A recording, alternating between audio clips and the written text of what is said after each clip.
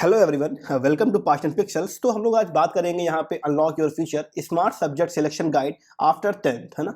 कि आखिर 10वीं के बाद हम लोग को अपनी जो स्ट्रीम लेनी है, हम लोग को जो अपने सब्जेक्ट चुनने हैं, तो उनको आखिर हम कैसे चुन सकते हैं। और आप यकीन मानिए कि आज का जो वीडियो है ये आपकी लाइफ में बहुत ही काम आने वाला है। ठीक है, पूरे यूट्यूब पे मैंने कई जगह सर्च किया, रिसर्च किया, लेकिन मुझे कोई भी ऐसा सिंगल वीडियो नहीं मिला जो आपको हर एक ब्रांच के बारे में आपको जानकारी देता हो, पहली चीज़। ठीक है, और सेकेंड चीज़ कि आप जो अपने सब्जेक्ट्स हैं, जो आप अभी फर्स्ट ईयर में 10th के बाद लेंगे, 11th में लेंगे और उसके बाद 12th में कंटिन्यू करेंगे, तो आखिर उन सब्जेक्ट को लेने का एक स्मार्ट तरीका क्या है, एक स्मार्ट वे क्या है। ठीक है, ये मैंने देखा, ढूंढा कहीं हर जगह, लेकिन मुझे नहीं मिला कहीं भी। तो आप यकीन मान के चलिए कि अगर आज आप ये क्लास पूरी कर लेते हैं तो आपकी लाइफ में काफ़ी चेंजेस आपको खुद देखने को मिलेंगे। ठीक है, और आपका जो सब्जेक्ट का लेने का तरीका होगा कि ऐसा नहीं कि भैया ने कहा है कि साइंस साइड पढ़नी है तो साइंस साइड पढ़ रहे हैं, कि ऐसा नहीं है कि मम्मी ने कहा है या पड़ोसी भैया ने कहा है कि भैया आर्ट साइड पढ़ लो या कॉमर्स ले लो, तो हम कॉमर्स ले रहे हैं। सब्जेक्ट को हम आज चुनना सीखेंगे एकदम स्मार्ट तरीके से और according to the UP boards guideline. ठीक है, तो बिना टाइम को वेस्ट किए हुए चलिए शुरू करते हैं अपने लेक्चर को। देखो आज का थॉट क्या कह रहा है कि choose the subject clear carefully because what inspires you takes the height of the excellence, है ना।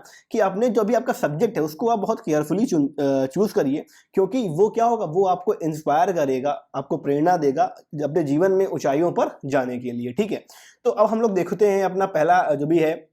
देखो ये आपका 23-24 का है। ठीक है, अभी तो चल रहा है वो 7 चलेगा, इस बार आप लोग का जो रहेगा वो चलेगा आपका 24-25 का। ठीक है, तो अभी जो 24 और 25 का सेशन है इसके बारे में अभी कोई भी गाइडलाइन नहीं आई है, क्योंकि अभी 10 एग्जाम खत्म हुए हैं। ठीक है, और लेकिन आप ये यकीन मान के चलिए कि जो भी ये पूरा प्रोसेस है ये वही कंटिन्यू रहने वाला है। जो भी न्यू एजुकेशन पॉलिसी है वो इतनी ब्रॉड तरीके से अभी मेरे ख्याल से इस साल लागू नहीं की जाएगी। ठीक है, तो हम लोग इनको देखेंगे क्या सीन है। देखो इंटरमीडिएट के जो आपके विषय कोड हैं और इनके अनुसार यहाँ पे जो भी चयन करना है हमें, तो वो आपका है। ठीक है, देखो कौन कौन से वर्ग हैं। पहला आपका जो वर्ग आपको दिख रहा है यहाँ पे वो है आपका मानविकी वर्ग, मतलब आपका ह्यूमैनिटीज हो गया, मतलब हम लोग इनको कहते हैं आर्ट साइड। ठीक है, फिर आपका हो गया वैज्ञानिक वर्ग, मतलब क्या हो गया आपका साइंस साइड। फिर आपका कॉमर्स हो गया, ये आपका देखो व्यवसायिक वर्ग हो गया। फिर आपके ये क्या हो गया, दो आपके एग्रीकल्चर के भाग पार्ट्स ये हो गया। ठीक है, तो ओवरऑल देखा जाए तो ये कुछ सब्जेक्ट्स हैं, ये कुछ स्ट्रीम्स हैं हम लोग कह लें, जो हम लोग आके 11th में लेते हैं यहाँ के। ठीक, अब हम लोग वन बाय वन चलेंगे और देखेंगे कि आखिर जो एक सब्जेक्ट लेने का क्या तरीका है, स्मार्ट वे क्या है। और अभी पूरा वीडियो तक आखिर तक बने रहिएगा, और आखिर में आपको बताऊंगा कि मेरा क्या सजेशन है कि आपको सब्जेक्ट्स मेरे अकॉर्डिंग क्या लेने चाहिए। ठीक है, देखो हम लोग बात करेंगे ह्यूमैनिटीज़ की। ठीक है, ह्यूमैनिटीज़ के बारे में जानने से पहले आप ये चीज़ एकदम क्लियर जान लो कि पहली चीज़ तो यही है, सब्जेक्ट आपको वही लेना है जिसमें आपका मन लगता हो। ठीक है, अगर आपका इंटरेस्ट ही नहीं है तो आप कुछ भी पढ़ लोगे, कुछ भी कर लोगे, तो कोई फायदा उसका होने वाला नहीं है। अब देखो ह्यूमैनिटीज़ में, ठीक है, इंग्लिश ले लेते हैं। ये देखो होपफुली आपको दिख रहा होगा, अगर नहीं दिख रहा है इसकी पीडीएफ चाहिए तो मुझे बताना, मैं आपको पीडीएफ दे दूंगा। ठीक है, ये थोड़ा छोटा है। चलो इसमें आते हैं, हिंदी वाले में देखते हैं। ठीक है, देखो अब सीन क्या है, आपको आपका जो ह्यूमैनिटीज वर्ग है उसमें आपको कौन कौन से आपके सब्जेक्ट हैं जो आपको चूज करने हैं। देखो पहला देखो लिखा है यहाँ पे हिंदी अथवा सामान्य हिंदी, मतलब आपको हिंदी में और एक जर्नल हिंदी में कोई एक तो लेना ही लेना है। ठीक है, कंफर्म है, ये आपका ये अनिवार्य सब्जेक्ट है, कंपलसरी है।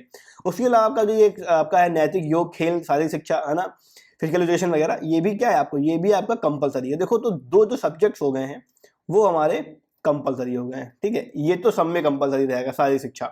अब हिंदी या सामान्य हिंदी में हमें कोई एक चूज करना है, तो ठीक है, जनरली लोग बच्चे सामान्य हिंदी चूज करते हैं। ठीक है, उसके बाद देखो फिर लिखा है का से लेके घा तक के वैकल्पिक विषयों में से कोई भी 4 सब्जेक्ट। ये तो आपको सब्जेक्ट यहाँ पे दिए गए हैं सारे, इनमें आपको कोई भी 4 लेने हैं। ठीक है, ये देखो इनको ले लो, नीचे भी देखो कोई एक भारतीय भाषा, आप संस्कृत ले सकते हैं, उर्दू, गुजराती, पंजाबी, बंगाली, मराठी, असमी, कुछ भी, कोई भी भाषा आप यहाँ से चूज कर सकते हैं। नहीं चूज करना है तो कोई आप एक विदेशी भाषा चूज कर सकते हैं, इंग्लिश हो गई। ठीक है, या मान लो कोई शास्त्रीय भाषा, पाली, अरबी या फारसी चूज कर सकते हैं। अगर आपको इनमें से कोई भी नहीं चूज करना है, ठीक है, तो यहाँ लिखा है मैक्सिमम आप सिर्फ 3 लैंग्वेजेस चूज कर सकते हैं। अगर आपका इनमें से कहीं लेने का मन नहीं है, जो मोस्टली होता है कि जो बच्चे हैं वो ये चीज चूज नहीं करते हैं, यहाँ पे से इंग्लिश को वो चूज कर लेते हैं जनरली। ठीक है, ह्यूमैनिटीज वाले बच्चे ध्यान समझना, एक एक पॉइंट को समझना बेटा, बहुत काम आने वाला है। ठीक है, अब देखो इसके बाद अब आ जाओ, देखो इसमें क्या है, हिस्ट्री है आपका, जियोग्राफी है, पॉलिटी है, मैथ है। ठीक है, मैथ ध्यान देना, ह्यूमैनिटीज वाले बच्चे भी मैथ को पढ़ सकते हैं, ऐसा नहीं है कि आप मैथ नहीं ले सकते हैं। ठीक है, आप मैथ ले सकते हैं। फिर देखो लिखा है सामान्य विज्ञान, मनोविज्ञान, साइकोलॉजी, शिक्षा शास्त्र, एजुकेशन, आपका तर्क शास्त्र, गृह विज्ञान, होम साइंस हो गया, इकोनॉमिक्स हो गया, संगीत, संगीत वादन, नृत्य कला, ठीक है, वगैरह वगैरह। अब देखो इनमें से इंपॉर्टेंट क्या क्या है, यहाँ देखना, एक आपका देखो सोशियोलॉजी है, ये आपको दिख रहा होगा कंप्यूटर यहाँ पे, ठीक है, अभी बताऊंगा आपको मैं कंप्यूटर का क्या सीन है, आपका होगा कास्ट शिल्प, ठीक है, वगैरह वगैरह। अब देखो जनरली सीन क्या है कि ये आपको बहुत कम बच्चों को पता भी होगा कि जो सब्जेक्ट्स यहाँ पे हैं तो आपको बनाना होता है कॉम्बिनेशन, ठीक है, वर्ड ध्यान रखना, कॉम्बिनेशन। इसका मतलब क्या है कॉम्बिनेशन का, कि जैसे कि मान लो आपको फ्यूचर में हिंदी का टीचर बनना है, ठीक है, तो हिंदी के टीचर बनने के लिए आपके पास ग्रेजुएशन में संस्कृत होना अनिवार्य है, जरूरी है, ठीक है। तो अगर आप तो ग्रेजुएशन में संस्कृत पढ़नी है, मान लो आप बीए करते हो इसके बाद हिंदी से, ठीक है, तो आपको संस्कृत पढ़नी पड़ेगी अगर आपको हिंदी का टीचर बनना है तो। क्यों पढ़नी पड़ेगी? क्योंकि अगर आप हिंदी पढ़ाओगे आगे जाके बड़े क्लासेस में, तो वहां पे साथ में अनिवार्य संस्कृत नाम का एक सब्जेक्ट होता है, ठीक है। तो ये सब चीजें हैं, जैसे कि ज्योग्राफी के लिए आपको हिस्ट्री पढ़ना कंपलसरी है, ठीक है। तो ऐसे कॉम्बिनेशन सब्जेक्ट जो बनते हैं तो जनरली बच्चे जो हैं वो बनाते हैं, ठीक है। यहाँ पे अगर देखो आप आर्ट साइड ले रहे हो तो जनरल सी बात है कि आप प्रेजेंट टाइम के हिसाब से आप एक एवरेज बच्चे हो, और हो सकता है कि आप ब्रिलियंट बच्चे, आपका इंटरेस्ट हो यहाँ पे, ठीक है। तो अब देखो ह्यूमैनिटीज वाले बच्चों के लिए सजेशन क्या है मेरा, कि आप हिस्ट्री को ले सकते हो प्रेफरेंस में, ठीक है, पॉलिटी को आप ले सकते हो, अच्छा विकल्प रहेगा, ज्योग्राफी को भी आप ले सकते हो, लेकिन अगर आप हिस्ट्री, ठीक है, हिस्ट्री और पॉलिटी अगर साथ में ले रहे हो तो फिर यहाँ पे ज्योग्राफी को मत चूज करना, वरना आप फिर हिस्ट्री ज्योग्राफी चूज कर रहे हो। अगर आप हिस्ट्री ले रहे हो, ज्योग्राफी ले रहे हो, तो जो थर्ड सब्जेक्ट आपको चूज करना रहेगा वो आपको बहुत इजी करना। जैसे कि मान लो आपने कर लिया यहाँ से कोई हम लोग कह लें कि आपका समाजशास्त्र, सोशियोलॉजी, ठीक है, it is a very easy subject और ये आप इजी तरीके से कवर कर सकते हो। मतलब क्या है, जब आपके एग्जाम्स आएंगे ना तो आपको बहुत ज़्यादा बर्डन नहीं पड़ेगा, आपको बहुत ज़्यादा पढ़ना नहीं पड़ेगा इसमें कि यार ये सीन हो रहा है या ये हो रहा है, बहुत पढ़ना पड़ेगा हमें, वगैरह वगैरह वगैरह, ठीक है। तो ये चीज़ आएगी, ठीक है। तो ये आपके सामने ये आपको प्रॉब्लम आपको कहीं ना कहीं फेस करनी पड़ेगी, ठीक है, पक्का पड़ेगी आपको कॉम्बिनेशन वाली, ठीक है।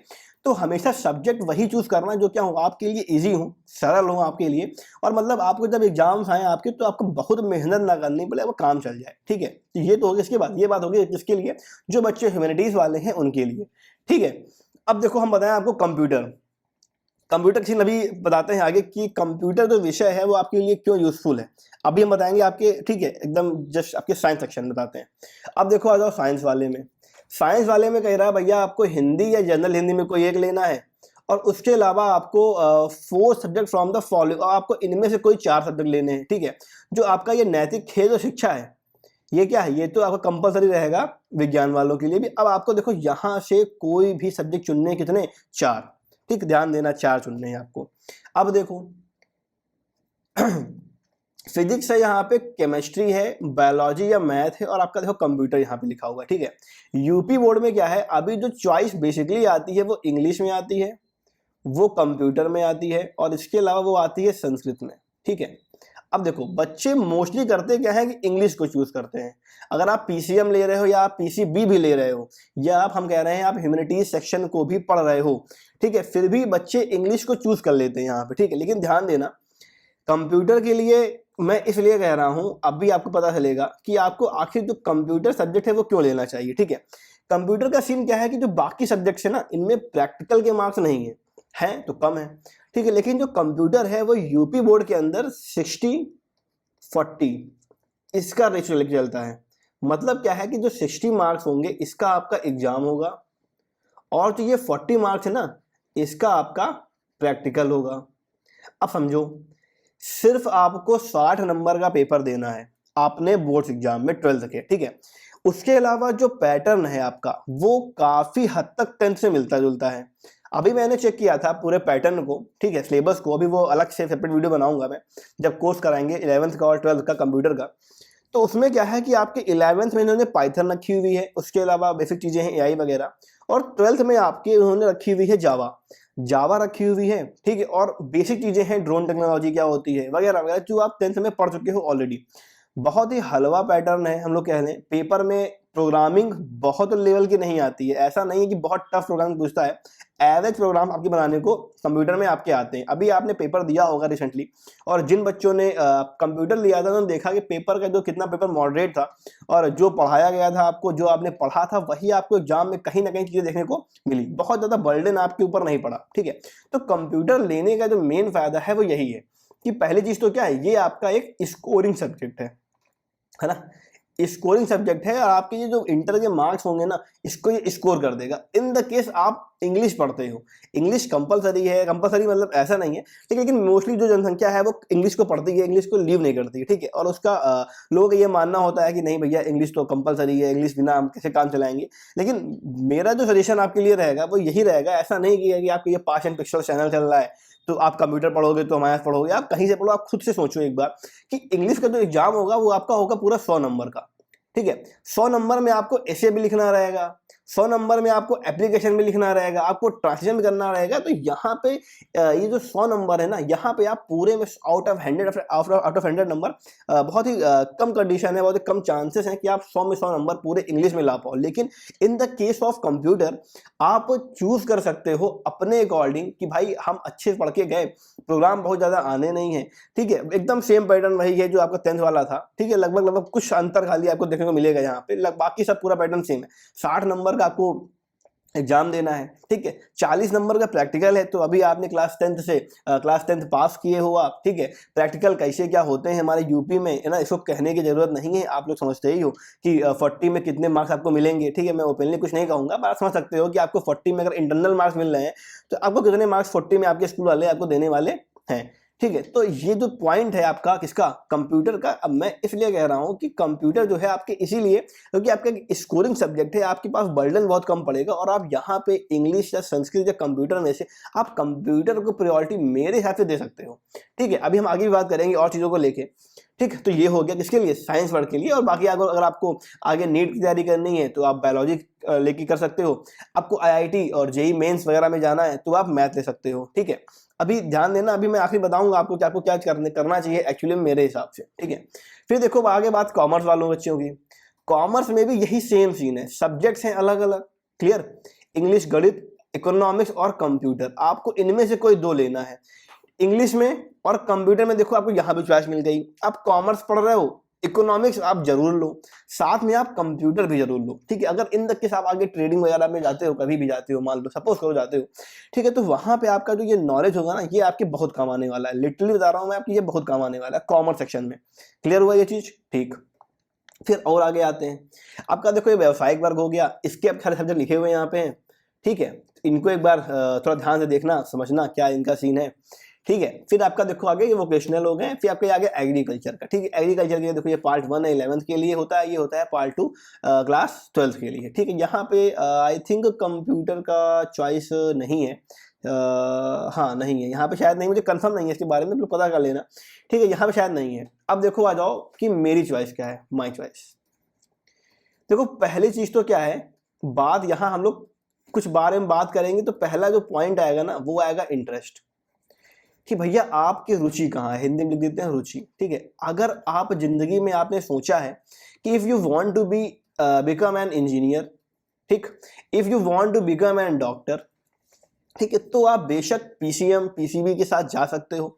लेकिन मैं फिर कह रहा हूँ, जिंदगी में अगर इंजीनियर बनना हो, साइंटिस्ट बनना हो, या कुछ ऐसा ही मतलब एकदम तड़कता भड़कता आपको बनना हो, तो ही आप ये जो साइंस साइड है, SCIENCE साइंस साइड, ठीक है, या डॉक्टर बनना हो आपको, तो ही आप साइंस साइड को चूज करना पीसीएम या पीसीबी के लिए। लेकिन अगर आप इनमें से नहीं हो, कि मतलब आपको भैया इंजीनियर या ठीक है बन जाएंगे, कुछ मिल बन गए तो, या मान लो डॉक्टर है, या मान लो साइंटिस्ट है, या मान लो रिसर्चर है, ठीक है, अब देखा जाएगा भैया बना दोगे तो बन जाएंगे। तो अगर ये वाले सीन में हो कि नहीं हमारा दोस्त ले रहा है पीसीएम पीसीबी, चलो हम भी ले लें, ठीक है बेटा बिल्कुल मत लेना। ठीक है, सामने बैठा हूँ, पछता रहा हूँ उस टाइम लेके, क्योंकि भाई नई नॉलेज था, नहीं पता था कि भाई मेरा इंटरेस्ट कहाँ पे उस समय। लेकिन आपके पास अभी टाइम है, ठीक है, चूज करना प्रॉपर कि आपको क्या करना है। ठीक है, इसके अलावा देखो सेकंड ऑप्शन, अगर आप इनमें आते हो कि यार नहीं हमें तो एक गवर्नमेंट जॉब की तैयारी करनी है, सरकारी नौकरी जो है वो मेरा एम है दुनिया का, अगर हमको ये मिल जाएगा तो हम भगवान बन जाएंगे। ठीक है, तो हम क्या बन जाएंगे, गॉड बन जाएंगे। कई लोग होंगे, कई बच्चे ऐसे होंगे जिनके फैमिली की और जिनकी खुद की भी यही आपकी मानसिकता होगी कि नहीं भैया हमें एक सरकारी नौकरी चाहिए, छोटी सी एक नौकरी मिल जाए हमें, मेरा काम अपना चलता रहेगा, कोई दिक्कत नहीं, ठीक है।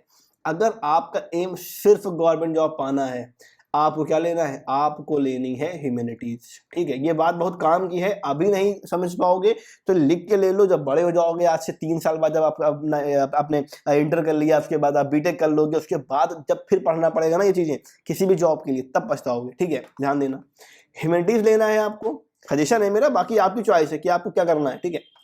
आप ह्यूमैनिटीज लीजिए, सब्जेक्ट्स जहाँ पे इंटरेस्ट हो, हिस्ट्री में है हिस्ट्री ले लो, ज्योग्राफी, पॉलिटी, आप मैथ भी यहाँ पढ़ सकते हो, आपके ऊपर है। साथ में कंप्यूटर को भी आप चूज कर सकते हो ह्यूमैनिटीज के लिए, क्योंकि कोई भी गवर्नमेंट जॉब हो ना, कोई भी जॉब हो, वहाँ पे जो जीएस का पोर्शन है, जीएस वो बहुत आता है। निश्चित है कि ऐसा कोई एग्जाम नहीं होगा जहाँ पे जीएस नहीं आएगी।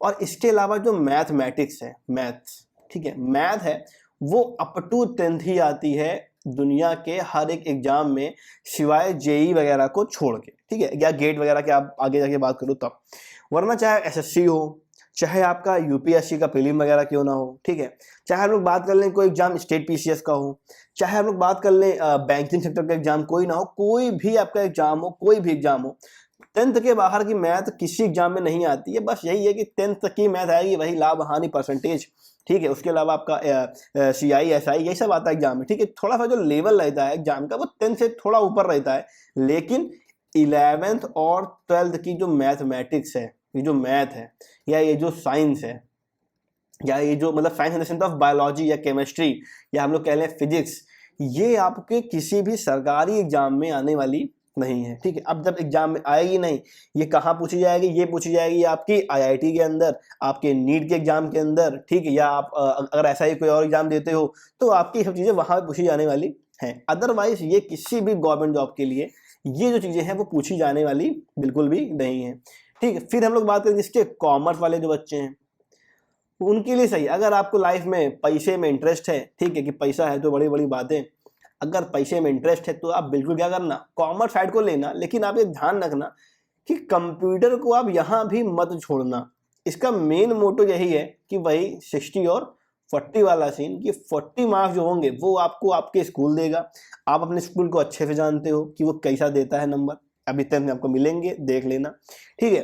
तो ओवरऑल जो मेरा व्यू था वो यही था, ठीक, कि आपको क्या करना है, एकदम सिंपल फंडा। पहले भाई आपको क्या करना है, अपनी चॉइस देखनी है कि मेरी चॉइस कहाँ है, ठीक है, मुझे क्या बनना है ना, what I want to become, कि मुझे क्या बनना है, इंजीनियर बनना है, डॉक्टर बनना है, या सिर्फ हमारा उद्देश्य भैया नहीं हमें एक सरकारी नौकरी चाहिए, पुलिस की हो, दरोगा की हो, एसआई की हो, एसएससी की हो, कस्टम में हो, आईबी की हो, कहीं भी बस एक नौकरी मिल जाए, हमारा यही सपना है। या मान लो यूपीएससी की भी हो आगे, ठीक है। अब आप सोचो, आपने बीटेक किया, उसके बाद आप तैयारी करने किसकी, यूपीएससी की, बिल्कुल है, ऐसा नहीं कि आप नहीं निकाल सकते हो, आप बिल्कुल निकाल सकते हो। लेकिन आप खुद सोचो ना, आपने 4 साल यहाँ बर्बाद कर दिए, 2 साल आपने इंटर पढ़ा है, इनकी जो पढ़ाई आपने पढ़ी वो पूरी बेकार है।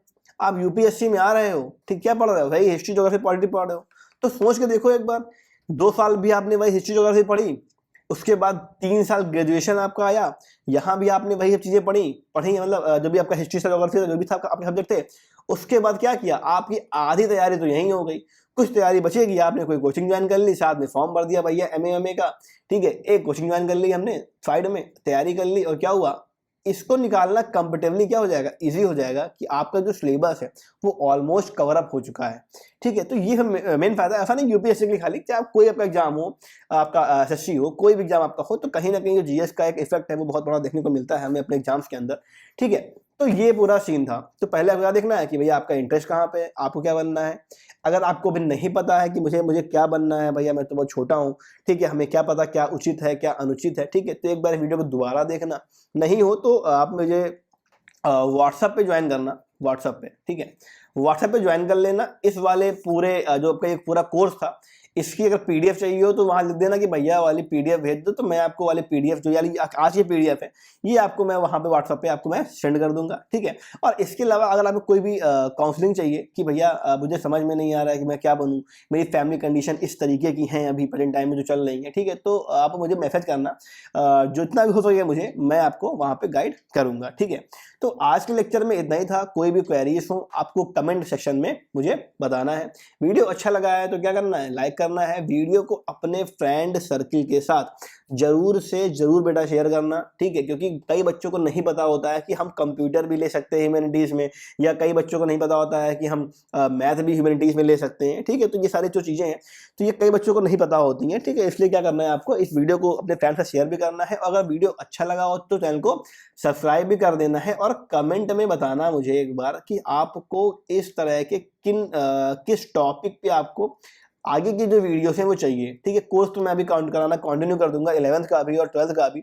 और अगर आप सभी का सपोर्ट रहा तो हो सकता है कि इस बार हम लोग एक अच्छा सा बैच ज्वाइन करें जिसमें हम लोग लाइव पढ़ाएंगे और आप लाइव हमारी बातों को सुनेंगे, और आप जो आपकी जो क्वेरीज होंगी आप लाइव के थ्रू आप हमसे पूछ सकेंगे, ठीक है। तो होपफुली आपको वीडियो अच्छा लगा होगा। तब तक के लिए शुभ रात्रि, tata, good night, bye bye, ठीक, जय हिंद।